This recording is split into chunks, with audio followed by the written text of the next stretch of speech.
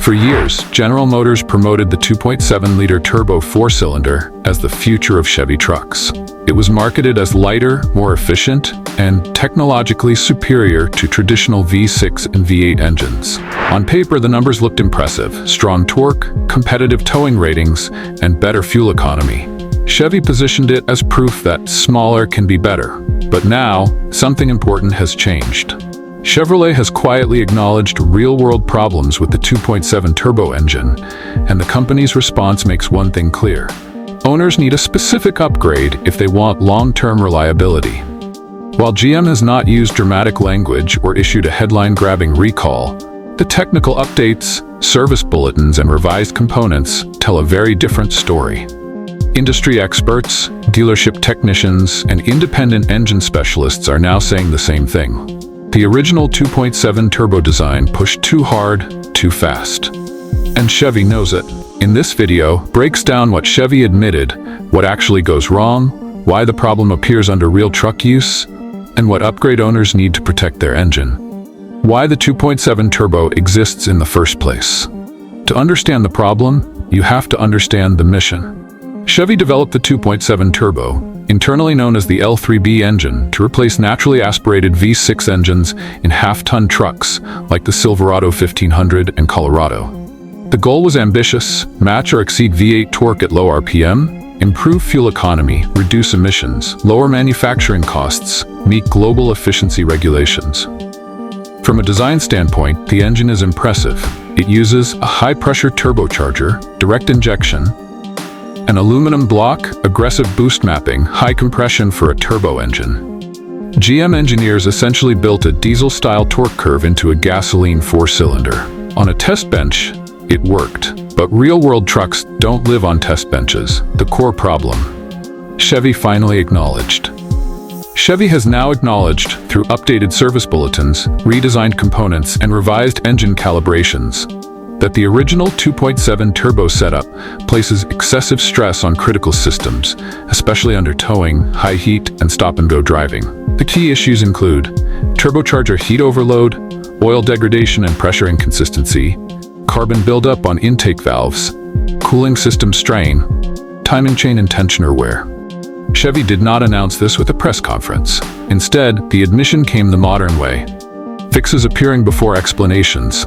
As one GM powertrain engineer, speaking anonymously to an automotive trade publication, explained, the engine wasn't failing in the lab. It was failing in use cases customers actually care about: towing, idling, hot weather, short trips. Turbo stress, where everything starts going wrong. The 2.7 turbo relies on high boost pressure at very low RPM to generate its headline torque numbers. That sounds great for drivability, but it creates a serious side effect: heat concentration. Unlike a V8 that spreads load across 8 cylinders, the 2.7 turbo concentrates massive pressure into one turbocharger, 4 cylinders, a relatively small cooling envelope. Independent turbo specialists have measured sustained exhaust gas temperatures in the 2.7 turbo that exceed what earlier GM gas engines ever experienced. That heat doesn't just disappear. It breaks down oil faster, stresses turbo bearings, hardens seals, increases carbon deposits. Over time, this creates a chain reaction. Oil system problems, the silent killer. Chevy's biggest unspoken admission involves oil behavior. Early 2.7 turbo engines were calibrated with oil change intervals and oil flow assumptions that simply did not match real-world usage. Short trips, towing, and idle heavy driving caused oil to degrade faster than expected. Technicians began noticing sludge buildup, reduced oil pressure under load, premature turbo bearing wear. This led GM to release revised oil specifications, updated oil pump control strategies, and new service guidance. An ASE-certified GM technician explained it plainly. This engine is extremely sensitive to oil quality. Miss oil changes or use the wrong oil and the turbo pays the price. That statement alone reveals the problem. Truck engines are supposed to be forgiving. The 2.7 turbo isn't. Carbon buildup, a known weakness of direct injection. Like many modern engines, the 2.7 turbo uses direct injection only, meaning fuel never washes over the intake valves. Over time, oil vapor and blow-by gases coat the valves with carbon. What makes the 2.7 turbo worse is high boost pressure, aggressive crankcase ventilation, elevated operating temperatures. Chevy has since updated PCV system components, intake airflow management, software calibration to reduce buildup. That's not something manufacturers do unless they see a pattern. Timing chain wear, the problem few owners expect. Another quiet issue involves the timing chain and tensioner system. Turbo engines place more load on timing components because cylinder pressure spikes are higher, engine braking forces increase, heat cycles are more extreme. GM has revised tensioner designs and chain materials on later versions of the 2.7 turbo, confirming that the original components were borderline for long-term durability. As one engine rebuilder noted, nothing catastrophic right away, but wear accelerates faster than it should in a truck engine. Chevy's real admission, the upgraded version. Here's where Chevy's actions speak louder than words. GM did not abandon the 2.7 turbo. Instead, they upgraded it significantly in later model years, especially with the second-generation 2.7 turbo high output. Key upgrades include revised turbocharger design, improved cooling passages, stronger internal components, updated oil control strategies, software recalibration for heat management. Most importantly, GM changed how the engine is expected to be maintained. That alone confirms the original setup was not sufficient. The upgrade owners actually need. So what does this mean for existing owners?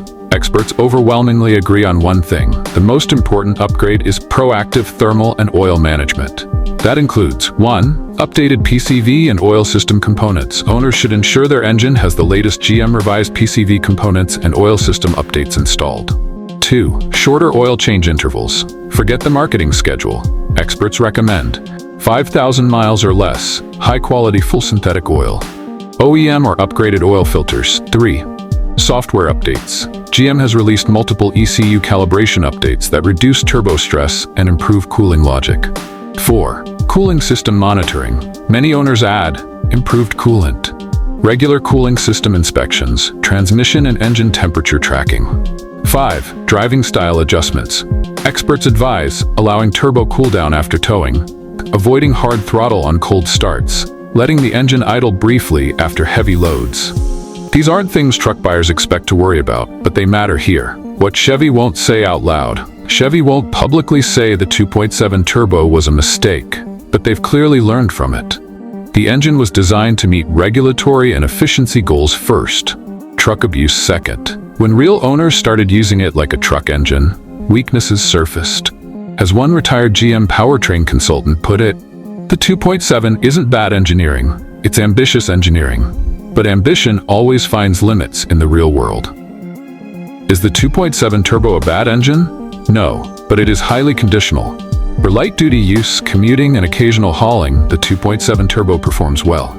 It delivers strong torque and respectable efficiency. But for frequent towing, hot climates, heavy payloads, long-term ownership beyond warranty, it demands attention, upgrades, and discipline that many truck buyers never planned for. Why this matters for the future of truck engines. The 2.7 turbo situation represents a larger industry shift. Automakers are pushing smaller engines, higher boost, tighter tolerances, greater efficiency demands. The margin for error is shrinking. The 2.7 turbo didn't fail spectacularly, but it exposed the gap between engineering theory and truck reality. Chevy's upgrades are not a retreat. They're an acknowledgement. Final verdict, what owners should do now. If you own a Chevy with the 2.7 turbo, stay updated on GM service bulletins, use the best oil, not the cheapest, shorten maintenance intervals, get software updates installed, treat turbo heat seriously. Chevy didn't issue a recall, but they did admit the problem in the only way manufacturers ever do, by fixing it quietly. And if there's one lesson here, it's this. Modern turbo truck engines don't forgive neglect. Owners who upgrade early will enjoy them.